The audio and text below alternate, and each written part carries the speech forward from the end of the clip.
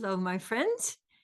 I apologize for being a little late this morning. Gay and I just got back yesterday from a trip to Vegas, where we got to see the Eagles in at the Sphere, which I don't know if any of you have ever had the opportunity. I'd always, I wondered since they created it, what it was like, and it was spectacular.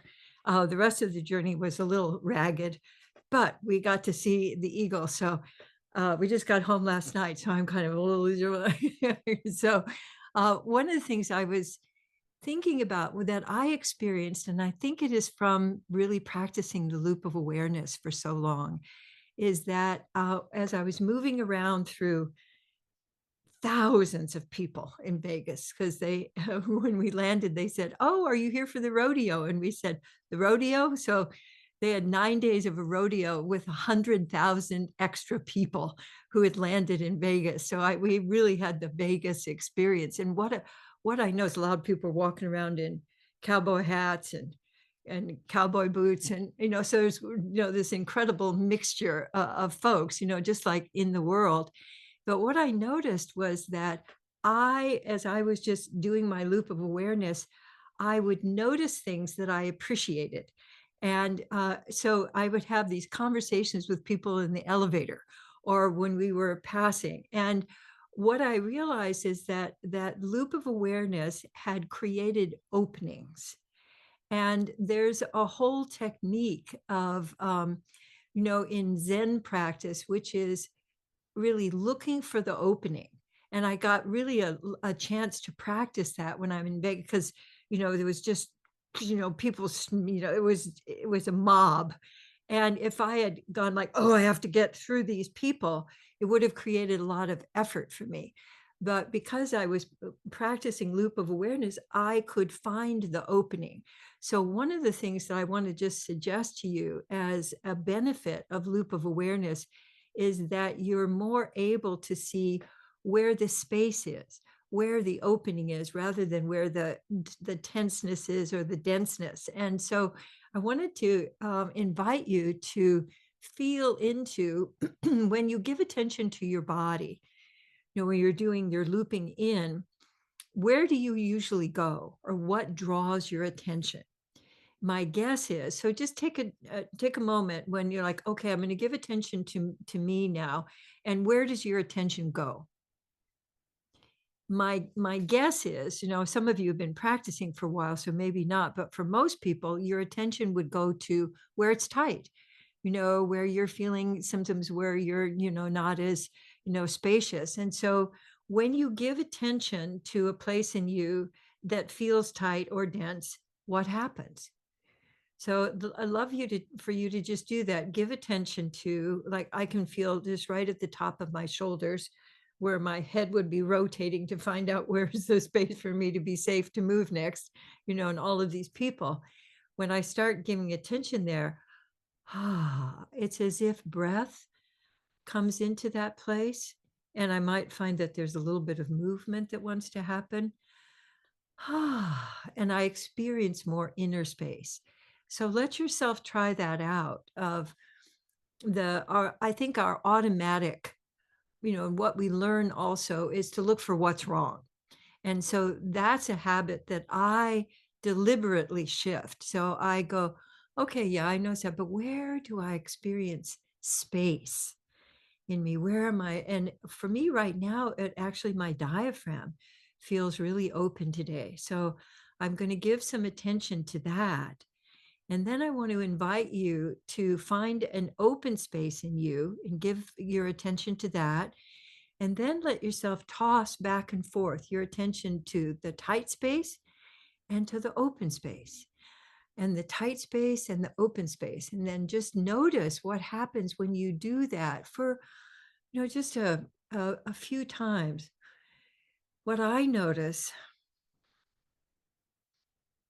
is that the space from my ribs and my diaphragm moves up into my shoulders and kind of tickles it or opens it or wiggles it into More space, and then I get more breath, and then more space.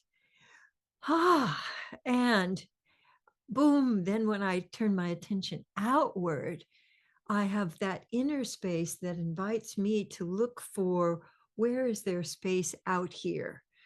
And that habit of letting your attention go to the open space and letting your attention actually land on the open space is a wonderful practice. Especially this time of year where people use the holidays to get even more stressed. You're like, oh my God, the things I have to do and I have to get and I have to decorate and I have to. So where in all of that can you find space? Because I know that even in the midst of stress that you can experience space inside. And when you give your attention to that, what we know is what you give attention to grows. And so I invite you to let yourself grow the open space and let it kind of tickle and move into the spaces that don't feel so open.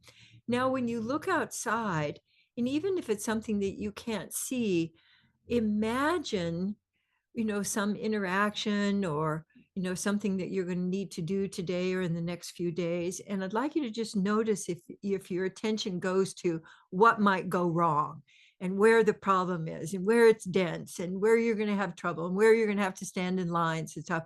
So even in standing in lines, I was just thinking we were going up in the elevator with different people, and I just felt impelled to there were a bunch of people in there. There was a guy across from me in the elevator. It was a giant elevator.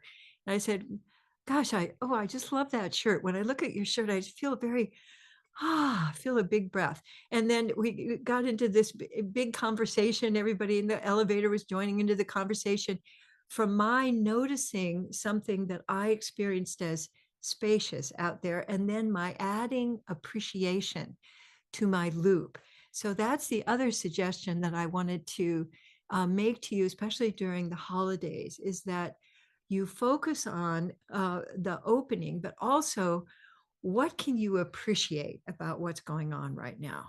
And when you give voice to that, what I found was that, I made friends with people going up in the elevator, and, we could have gone out to dinner after we'd had that elevator ride.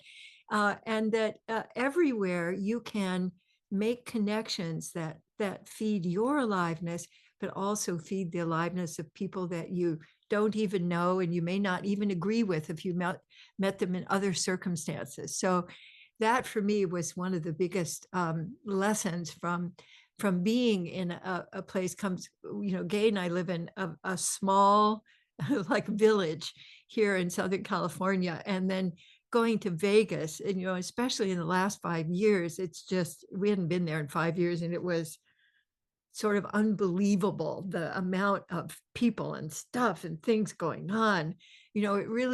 For me, it was really like, okay, people, this is how people are reacting to stress, is they're going to party down. So, and, so the adding of space to appreciation meant also that we could just move through and be having a great time regardless of the circumstances. So that's what I wanted to share with you about the loop of awareness plus appreciation. Mwah! For you too, not just for the people around you. So I also would like to share with you the card for today. And I'd love for you to take a look at this. I picked this before, looking at the back of it. I'd like to go from the collage. And so I'd love for you to notice, what do you notice when you look at this? Do you notice the open spaces? Do you notice under things? Do you notice where things are squishy? Yeah, just notice where you are noticing, and then taking that into giving attention to you, going back and forth while I read this. First, a sentence. I know my stress signals and can shift easily into responsive presencing. I know my stress signals and can shift easily into responsive presencing. And then the question is, How can I feel the connection between my body postures and mental attitudes and then use that knowledge to open to discovery? Hmm. How can I feel the connection between my body postures and mental attitudes and then use that knowledge to open to discovery? So for me, that is very much like what we were just talking about is noticing whether you're giving attention to an opening or you're giving attention to stress. And then when you add your loop of awareness and you add curiosity and appreciation, then my sense is that you find an opening. And I love here how the whale is diving, into, to me, into the openness, into the what we might consider the void. And so I wonder if you would be willing to have your stress signals be an opportunity to open to where in me am I feeling openness and space, and how can I let that experience of the opening open to the stress signal shifting into maybe something that I want to experience, or something that I want to say, or something that I want to appreciate. And I also was, when I'm noticing the whale, I had the opportunity to kayak with whales in Alaska years ago, and with a friend, and we were kayaking with guides, so there were only two kayaks. And when we were out on this sound, there was one point where there were four whales that were coming right at us, and my partner in the kayak was freaking out like, oh my god, we have to go backwards, and I said, no, they know we're here, we're fine. They're gonna, they're gonna dive and we'll be fine, because whales can dive without creating any wake, just like you see on the collage here. And so when they were about, gosh, I'd say less than a football field away from us, probably half of a football field, they all dove and went under us. And it was one of the most amazing experiences to know that they knew we were there, and there was plenty of space for both of us. So if you have something in you that feels as giant as a whale, you can make space for that also, and make space for that on your insides and also as you're moving around in the world. So let's come on back to the big group, because also I wanted you to just take a moment, and because this is a season where your stress signals are going to be more active. And so take a moment and just notice, what are your most reliable stress signals, the ones that let you know, oh, things are getting out of balance here. Taking a moment to then be with yourself, because when you do that, you move from stress, fear, to presence. So for me, there's just a place that's just behind my ears where, I start getting a little sensation of pulling, and so that's one of my first stress signals. And if I don't respond to that, then I can get more stress in my neck, and then I start feeling it in my shoulders, that I'm holding a burden. So the places that I would look are your shoulders, your jaw, the middle of your back between your shoulder blades, and of course your tummy, because that's where you can notice fear signals. But stress signals are often when we give ourselves too much responsibility, and we confuse responsiveness with blame and burden. So this is one of the areas to really be giving your loving attention to. And what do your shoulders and neck want right now? And can you give them any little, little mini massages and oozes that can help you move through stress to create openness? So that's for the card today. And then let's see what we've got for our Presence Connect play today. Oh, well, we've already done one of them. So presence is explore the four pillars. This is a time of the year where I invite you, if you have the cards or you have you have that have the deck or you have the electronic deck, this is a time of year where I like to pick a card every day, because when I focus on an integrity move, it opens space. So, what integrity does is move you into alignment. So, you're not at cross purposes with letting your choice and letting your presence create actions that match and that are in alignment with reality. And so, when you focus on the integrity cards, each one of them is going to give you an opening to experience more of the structure, the support of integrity. So it's not necessarily a moral issue. It's really creating a new infrastructure that supports your aliveness. And so any of the cards is going to open up more inner space for you and more ability to connect with others in a way that's nourishing for you. So that, and for me, that always creates more presence, because then when I'm behind stress, and feeling, out of sorts, that's almost always an alignment mismatch. And when I make an integrity move, like, noticing my stress responses and giving them my attention, ah, I create more ease and flow. That's one of the main benefits of the integrity cards, is that they create more ease and flow for you. And then connect, is receive communication with an open posture. So in our Presence Connect Play app, for those of you who may not know or who are new, we have a free app that I developed a long time ago, but we have a whole website that supports it. So if you could list that, Michelle, or somebody in the, yeah, so people will know how to go to that to get additional information about the benefits of Presence Connect Play, to replace our stressing and then working harder and then blaming ourselves and then repeat that most of us get into, right? The loop of stress. So the loop of connecting here. Notice any place in you that where your posture could be just a little more open. So we get into computer mode. So this is one of the places that closes up. And then that makes us not receive.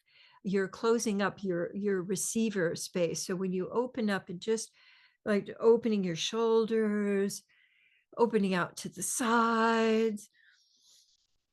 So even just doing that little bit allows me to connect more, because and allows me to receive. So many of us start feeling like there's just too much to do, or nobody's giving us attention, or we feel lonely or out of connection, but we don't realize we're not making space to receive. So this is also an invitation for you to, are you willing to receive? Are you available to receive? We had, while we were in Vegas, we had several situations where, because we were open to receiving, people came and assisted us. We were both using canes and walkers, and instead of running over us, people were incredibly supportive and helpful. And because I realized, we must be open to receiving here. This is, rather than I can do it myself. Thank you, I'm fine. When I fell and broke my hip, my first thing, somebody came up and said, "Are you okay?" I said, "I'm fine." That was my first automatic response, "I'm fine." And then I realized I couldn't stand up. So instead of going to your automatic, "I'm fine," see if you would be willing to receive. And then you can let yourself be pleasantly surprised by how much connection you can give and receive with others. And what a difference that makes for your aliveness and your feeling of comfort and being here in the world. And then play says commit and act.